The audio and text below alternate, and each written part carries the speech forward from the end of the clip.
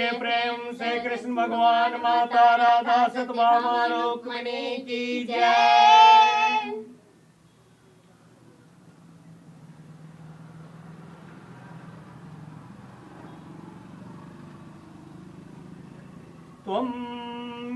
त्वमक्षरं परं वेदितव्यं त्वमस्य विश्वस्य परं निधानम् त्वं व्ययः शाश्वतधर्म गोप्ता सनातनस्त्वं पुरुषो मतो मे। त्वं क्षरं परं वेदितव्यं वेदों शास्त्रों पुराणों स्मृतियों संतों की वाणियों और तत्व जीवन मुक्त महापुरुषों द्वारा जानने जो परमानंद स्वरूप अक्षर ब्रह्म है, जिसको निर्गुण निराकार कहते हैं, वे आप ही हैं। त्वमस्य विश्वस्य परम निधानम, देखने सुनने और समझने में जो कुछ संसार आता है उस संसार के परमाश्रय आधार आप ही हैं। जब महाप्रलय होता है तब संपूर्ण संसार कारण सहित आप में ही लीन होता है और फिर महासर्ग के आदि में आपसे ही प्रकट होता है। इस तरह आप इस संसार के परम निधान हैं। तुम शाश्वत धर्म गोप्ता, जब धर्म की हानि और अधर्म की वृद्धि होती है तब आप ही अवतार लेकर अधर्म का नाश करके सनातन धर्म की रक्षा करते हैं। अव्यय सनातन स्तवम पुरुषो मतो में, अव्यय यथार्थ अविनाशी सनातन आदर रहित सदा रहने वाले उत्तम पुरुष आप ही हैं, ऐसा मैं मानता हूँ। यहाँ त्वम अक्षरम परम वेदितव्यम पदों से निर्गुण निराकार की बात आई है। त्वमस्य विश्वस्य परम निधानम पदों से सगुण निराकार की बात आई है और तुम शाश्वत धर्म गोप्ता पदों से सगुण सकार की बात आई है। तात्पर्य है कि निर्गुण निराकार, सगुण निराकार और सगुण सकार ये सब मिलकर भगवान का समग्र रूप है। जानने पर कुछ भी जानना बाकी नहीं रहता, क्योंकि उसके सिवाय दूसरी कोई वस्तु है ही नहीं।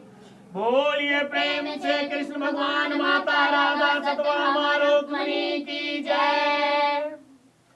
अनादि मध्यांत मनंत वीरजम अनंत बाहुम शशि सूर्य नेत्रम पश्यामि त्वां दीप्तहुता स्वक्त्रम स्वतेजसा विश्वमिदं तपन्तम।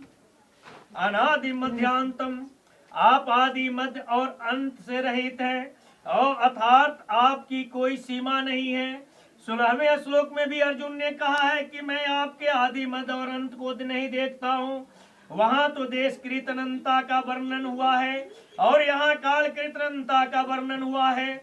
तात्पर्य है कि देशकृत, कालकृत, वस्तुकृत आदि किसी तरह से भी आपकी सीमा नहीं है। संपूर्ण देश काल आदि आपके अंतर्गत है, फिर आप देश काल आदि के अंतर्गत कैसे आ सकते हैं? अर्थात देश काल आदि किसी के भी आधार पर आपको मापा नहीं जा सकता।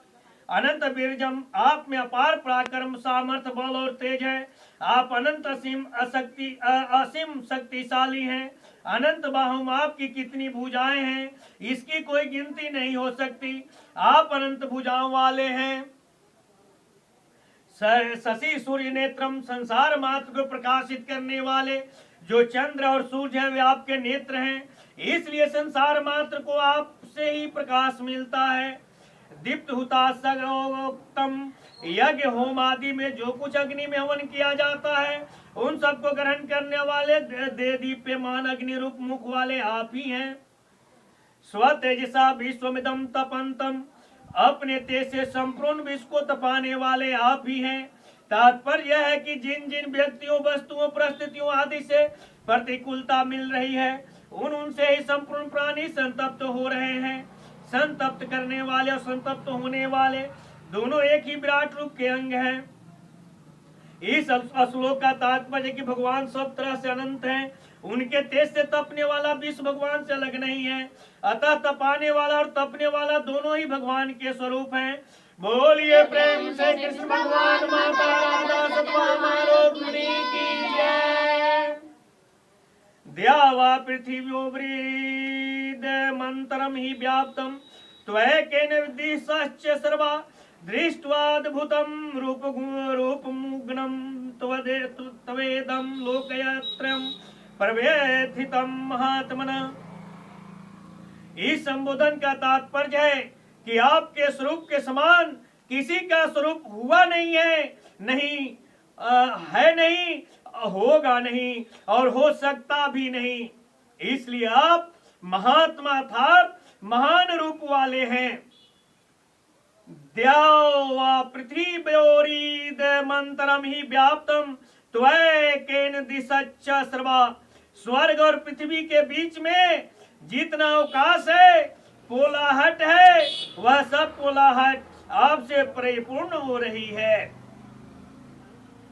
पूर्व पश्चिम उत्तर और दक्षिण, पूर्व उत्तर के बीच में ईशान और पश्चिम के बीच में वायव्य, पश्चिम दक्षिण के बीच में नैऋत्य और दक्षिण पूर्व के बीच में आग्नेय तथा ऊपर और नीचे दसों दिशाएं आपसे व्याप्त है, अर्थात इन सब में आप ही आप विराजमान हैं। दृष्ट्वाद्भुतम रूप मुग्नम तवेदम लोकत्रयम प्रवेथितम। आपके इस अद्भुत विलक्षण अलौकिक आश्चर्यजनक महान दीप्यमान और भयंकर उग्र रूप को देखकर स्वर्ग मृत्यु और पाताल लोक में रहने वाले सभी प्राणी व्यथित हो रहे हैं, भयभीत हो रहे हैं। यद्यपि इस श्लोक में स्वर्ग और पृथ्वी की ही बात आई है, तथापि अर्जुन द्वारा लोकत्रयम कहने के अनुसार यहाँ पाताल भी ले सकते हैं, कारण कि अर्जुन की दृष्टि भगवान के शरीर के किसी एक देश में जा रही है और वह अर्जुन को जो दिख रहा है वह दृश्य कभी पाताल का है, कभी मृत्यु लोक का है, कभी स्वर्ग का है। इस तरह अर्जुन की दृष्टि के सामने सब दृश्य बिना कर्म के आ रहे हैं।